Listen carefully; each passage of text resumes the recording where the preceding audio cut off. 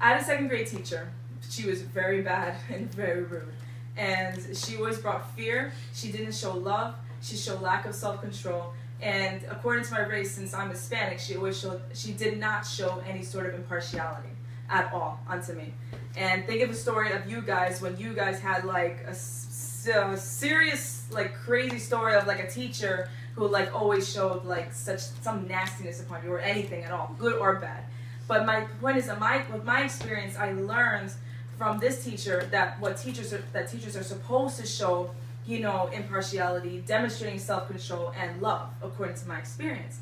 And what I want to talk to you about is that in this form, as far as like the teaching area, since you guys aren't interested in it, I want to tell you like how you can use this in the way of showing how God values these things in this world. And the word impartiality, well, that's a pretty big word, but pretty much it's like talking about like the ethnicities of the different races as far as like the students, which is what teachers have to deal with. Like, can't you imagine like 100 students, you know, like into which like the teachers like engulfing them with their arms and teaching them all in the same mindset. You know, an example I can give you is the movie Freedom Writers. That's a pretty big story, and it's a true story. It's basically about like Erin Gruel.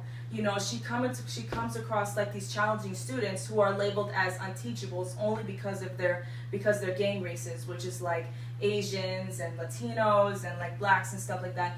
But despite their ethnicity, she still like taught them with like new books and like took them out to like Holocaust museums. It was pretty intense, you know, and this actually happened, and the results of that, despite their race, they ended up graduating, and they ended up being the first of their generation, besides of their parents and like before that, to actually graduate high school and get a degree and everything, which is incredible.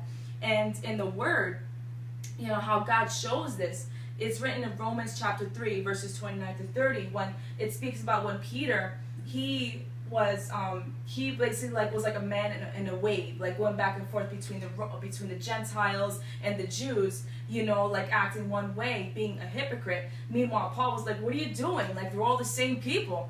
And that's what, you know, teachers do in their field. We're all the same, you know, they don't do that. And just like Mrs. Gruel from the Freedom Writers, though it was a challenging thing to deal with these unteachables, you know, she had to demonstrate self-control, which is another aspect of what God uses.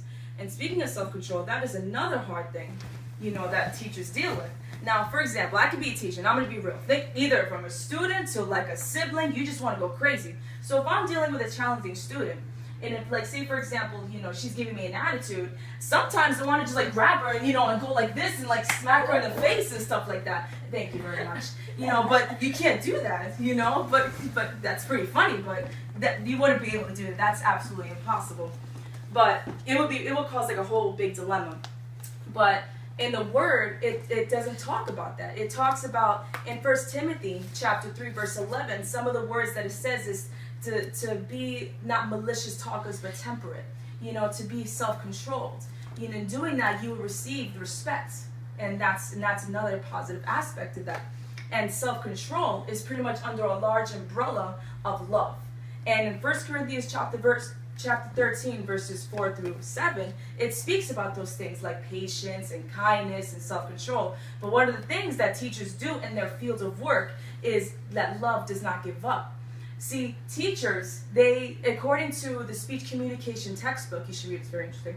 It's talking about how teachers are persistent upon their students. They encourage them. They do everything to the point that it's annoying. But teachers see the student's potential, and that's not giving up. To which the Word backs it up, you know, saying that through 1 Corinthians. And this is one way how you can reveal God's values upon this world in the teaching area.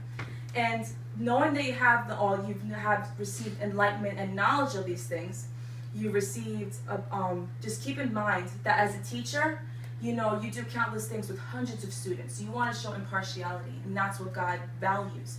As far as, like, you know, showing self-control, make sure you hold that voice within you when a student challenges you. That's another thing. And finally, you know, always, no matter what a student may do, or what other students may say about this person, or gossip you may hear, you show that love. you know, and be on top of that person and encourage them, because you can take them higher than what people would have said. So I want to say thank you for taking this time to listen to me. I hope you have been enlightened, and have a nice evening. Thank you. Wonderful.